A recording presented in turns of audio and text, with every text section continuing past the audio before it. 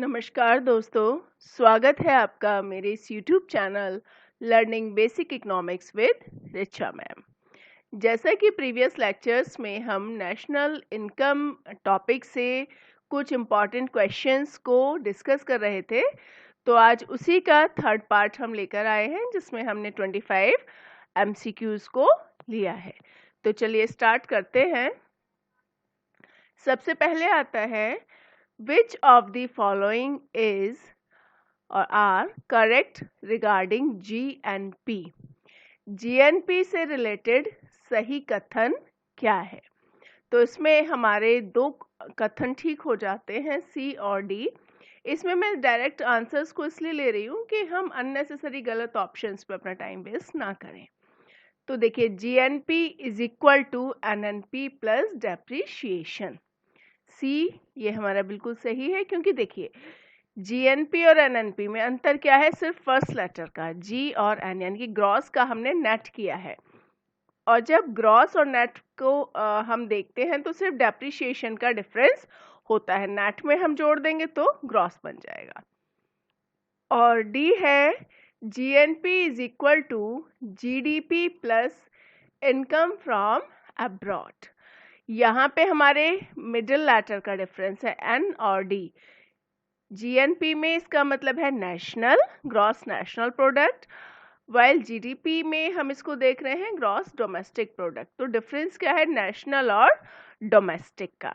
तो डोमेस्टिक में हम जब इंटरनेशनल ट्रेड से होने वाले प्रॉफिट को जोड़ देते हैं, यानी कि इंपोर्ट और एक्सपोर्ट का जो निकल कर आता है बैलेंस, उसको हम जोड़ देते हैं तो नेशनल बन जाता है। जीडीपी में ये इंक्लूडेड नहीं होता है। तो हमारे सी और डी ऑप्शन यहाँ पर सही है। नेक्स्ट है which of the following is called national income represented by NI। देखिए, जो नेशनल इनकम होता है वो होता है NNP एट फैक्टर प्राइस। ये चीज रटी होनी चाहिए बिल्कुल, NNP यानी कि net national product at factor price. तो आंसर हमारा यहाँ पर हो जाता है option A. Next, who was the author of the book poverty and un-British rule in India? बहुत फेमस बुक है ये, दादा भाई नौरोजी की है। तो इन्होंने इसको लिखा था। पॉइंट बी हमारा सही है, दादा भाई नौरोजी। नेक्स्ट है who made the first attempt to measure national income of India before the independence? तो सबसे पहले अगर किसी ने कोशिश की थी या नेशनल इनकम का सबसे ज्यादा डेटा इकट्ठा किया था अपने लेवल पे, वो भी दादा भाई नौरोजी ही थे। नेक्स्ट है which is a flow concept. Flow मतलब लगातार चलने वाला, फ्रीक्वेंट बेसिस पे, एक पॉइंट पे हम उसको स्टडी नहीं कर रहे, फ्लो ऑफ टाइम के साथ जिसको स्टडी कर रहे हैं। Number of my shirts, my total wealth, my monthly income और मनी सप्लाई।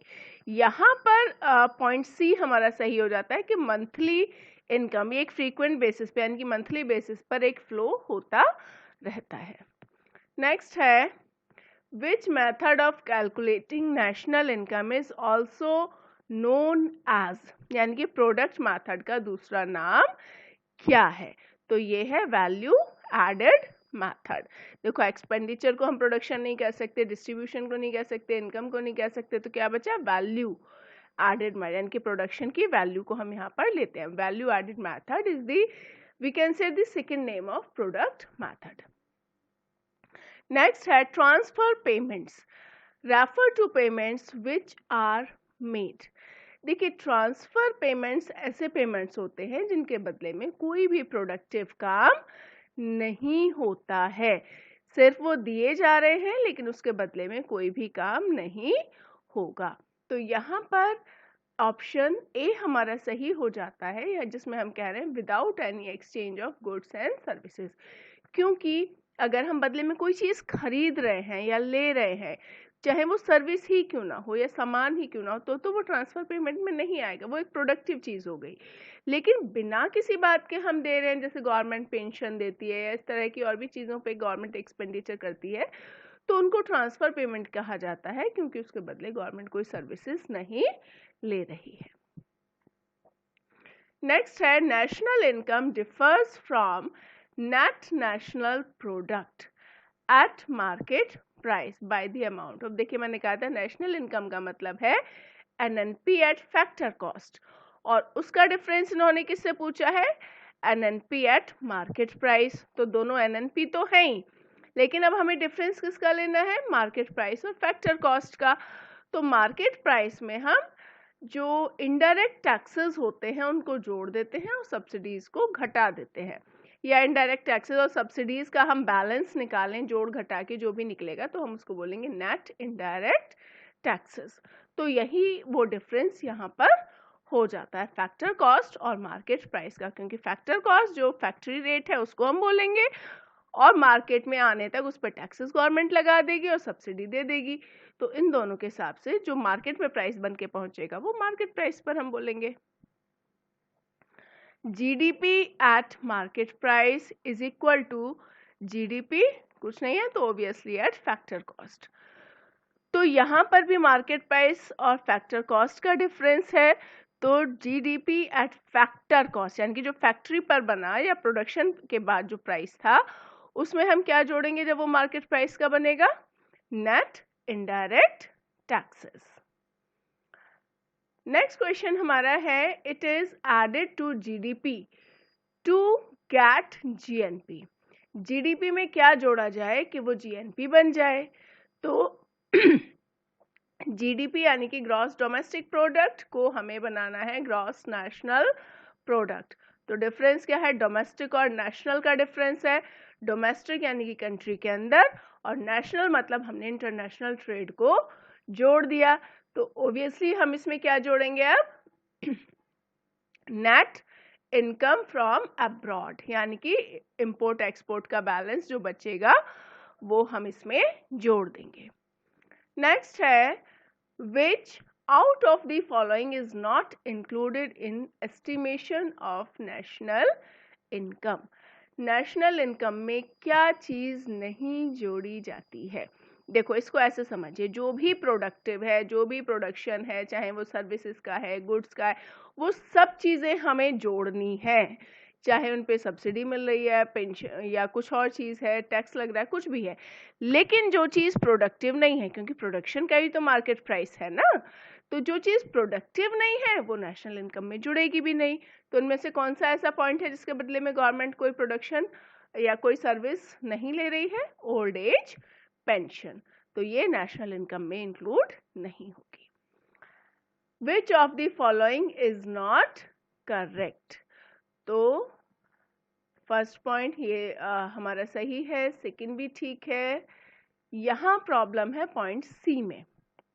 देखिए GDP at market price is equal to GNP at market price, तो दोनों मार्केट प्राइस है और डिफरेंस भी यहाँ पर क्या है, डोमेस्टिक और नेशनल का। नेशनल में एनएफआई यानी कि net factor income from abroad already जुड़ा हुआ होता है, तो जीएनपी में हम दोबारा से एनएफआई जोड़ दें इसका कोई सेंस नहीं होता है, ये हमारा गलत है। Net national product NNP at factor cost is also known as, NNP at factor cost को हम दूसरे किस नाम से जानते हैं, नेशनल इनकम। यानी कि जब भी हम सिंपली बोलते हैं नेशनल इनकम तो हमारा मतलब होता है NNP at factor cost. In GNP calculation which of the following should be excluded, ध्यान रखिए जीएनपी यानी कि ग्रॉस नेशनल प्रोडक्ट में हम किस चीज को इंक्लूड नहीं करते हैं, तो यहां पर हमारा आ जाता है government transfer payments. D point, transfer payments obviously जिनके बदले में कोई भी प्रोडक्शन नहीं हो रहा है। Goods which are not used in the production of other goods are called, देखो जो प्रोडक्शन में जो सामान हमारे पास बन के आया हो सकता है उसको आप कंज्यूमर परचेज कर लेगा, इनकी फर्दर प्रोडक्शन में यूज नहीं होना, और हो सकता है कोई कंपनी परचेज करेगी जिससे फर्दर कोई प्रोडक्शन करना है। यहाँ पर हमसे कहा गया which are not use in the production, जो फर्दर प्रोडक्शन में अब यूज नहीं होगा। तो कैपिटल गुड्स तो फर्दर प्रोडक्शन में यूज होते हैं, कंजम्पशन वाले नहीं होते हैं, तो यहाँ पर बी पॉइंट हमारा आंसर हो जाता है कंजम्पशन गुड, क्योंकि प्रोड्यूसर गुड्स, इंटरमीडिएट गुड्स सबका फर्दर प्रोडक्शन से रिलेशन है, लेकिन कंज्यूमर गुड्स का नहीं है। कंज्यूमर के पास आ गया मीन्स अब वो कंज्यूम हो जाएगा। नेक्स्ट है डेप्रिशिएशन इज दी। डेप्रिशिएशन को अगर हम हिंदी में सिंपल वर्ड्स में बोलें तो समझिए घिसावट। जो हम चीज़ें, मशीनरी, सब चीज़ें यूज़ करते हैं, टाइम के साथ साथ उनकी वैल्यू कम होने लगती है, उसी को हम कहते हैं डेप्रिशिएशन। तो अब इसमें हम देखें, फर्स्ट है हमारा loss of value of fixed asset in use due to normal wear and tear. Obviously ये तो डेप्रिशिएशन ही है। Loss of value of fixed asset यानी कि मशीनरी वगैरह जो भी है in use due to normal rate of accidental damages, भाई ये भी आएगा हमारा। फिर है loss of value of fixed asset in the due to foreseen obsolescence, जो पुरानी पड़ जाती हैं, धीरे धीरे घिसती रहती हैं। तो ये सभी चीजें हमारे डेप्रिशिएशन में इंक्लूड हो जाएंगी। नेक्स्ट है real GDP is considered as an index of. Real GDP क्या है? जिसमें हम महंगाई को या कहना चाहिए इन्फ्लेशन को एडजस्ट करके देखते हैं, तो हमारी रियल जीडीपी बन जाती है। तो उससे हमारा यहाँ पे क्या मतलब आएगा? Point B, welfare of the people. Real GDP से हम वेलफेयर को कैलकुलेट कर पाते हैं, बाकी से इतना नहीं होता। नेक्स्ट है to avoid double counting when GDP is estimated. Economist क्या करते हैं? इकोनॉमिस्ट डबल काउंटिंग को रोकने के लिए, यानी कि एक ही प्रोडक्ट दो बार इंक्लूड ना हो जाए, उसके लिए यहां पर आएगा point B, calculate value added at each stage. मान लीजिए वीट का प्रोडक्शन किसान ने किया, फिर उसको बेचने के बाद फ्लोर कंपनियों ने आटे का प्रोडक्शन किया, उसके बाद ब्रेड कंपनी ने ब्रेड का। तो एक ही प्रोडक्ट बार बार फर्दर अलग अलग तरह से प्रोडक्शन के फॉर्म में आ रहा है, तो वही चीज़ बार बार कैलकुलेट ना हो जाए, तो इसके लिए हर स्टेज पे हम देखते हैं कि जो पहला प्रोडक्ट था उसमें कितनी वैल्यू एडिशन किया गया है, सिर्फ हम उस एडिशन को काउंट करते हैं जिससे कि डबल काउंटिंग ना हो। नेक्स्ट है which of the following is not included in national income. भाई ये क्वेश्चन तो आज बार बार आ रहा है, देखिए बहुत इंपॉर्टेंट भी है। कौन सी चीज इंक्लूड नहीं होगी नेशनल इनकम में? Transfer income, income without any production या प्रोडक्शन पर्पस। नेक्स्ट है which of following is not a capital good. Capital good जो कि प्रोडक्शन में यूज होगा, और इन्होंने कहा है कि ऐसी कौन सी चीज है जो कैपिटल गुड नहीं है। मशीन टूल्स भाई प्रोडक्शन में काम आते हैं, रॉ मटेरियल भी प्रोडक्शन में काम आता है। एडवोकेट सर्विसेज, ये फर्दर कोई प्रोडक्शन नहीं करेगी, सर्विस है, जो भी उसको यूज कर रहा है या अवेल कर रहा है उसके बाद वो खत्म हो जाएगी। तो सी हमारा आंसर हो जाएगा, जबकि लास्ट हैवी मशीनरी भी हमारा कैपिटल गुड में ही आता है। इसके बाद नेक्स्ट है which of following is not an intermediate good. Intermediate good मतलब जिसमें एक फेज का प्रोडक्शन हो चुका है लेकिन अभी कंज्यूमर उसे यूज नहीं करेगा, उसे फर्दर किसी प्रोडक्शन में यूज होना है, दोबारा उसको ट्रांसफॉर्म होके किसी और चीज में बन के सामने आना है। तो वीट भी एक इंटरमीडिएट प्रोडक्ट हो सकता है, गोल्ड भी हो सकता है, सैंड एंड ब्रिक्स भी हो सकती हैं। तो आंसर है सर्विस ऑफ डॉक्टर। सर्विसेज जो है वो फाइनल गुड होती हैं, जो भी उसे यूज करेगा उसके बाद वो खत्म हो जाएगी, तो यहाँ पर ये इंटरमीडिएट गुड नहीं है। नेक्स्ट है which of following is not a final good. Final good नहीं है। इसमें देखिए ध्यान से समझने की चीज है, machinery purchase by dealer. Dealer जिस मशीनरी को परचेज कर रहा है, डील करेगा वो किसके साथ? होलसेलर के साथ या रिटेलर के साथ, यानी कि वो बेचने में यूज करेगा, फर्दर उस प्रोडक्शन को नहीं ले जाएगा वो प्रोडक्शन के लिए। जबकि नेक्स्ट पॉइंट में हम देख रहे हैं machinery purchase by a factory. Factory ने अगर परचेज किया है तो उसे फर्दर प्रोडक्शन में यूज करेगी, लेकिन फर्स्ट पॉइंट कह रहा है कि डीलर ने परचेज किया है और डीलर तो उसे बेचने में यूज लेगा। तो यहाँ पर फाइनल गुड हमारा हो जाता फाइनल गुड यहाँ पर हमारा हो जाता है लेकिन यहाँ पर क्वेश्चन में पूछा गया है नॉट अ फाइनल गुड, ये टिक यहाँ पर गलत लग गया है, इसका आंसर हो जाएगा बी, क्योंकि इन्होंने कहा है not A final good, final good नहीं है फर्दर प्रोडक्शन में जिसे यूज होना है, तो आंसर हो जाएगा हमारा B, machinery purchased by a factory. Next है which of following is not a part of national income, national income में जो चीज इंक्लूड नहीं होती है, तो आंसर यहाँ पर सीधा सीधा डेप्रिसिएशन है, उसे हम पहले ही घटा देते हैं, तो क्योंकि हम नॉर्मली नेट को यहाँ पर लेते हैं, नेशनल इनकम में डेप्रिसिएशन इंक्लूड नहीं होता है।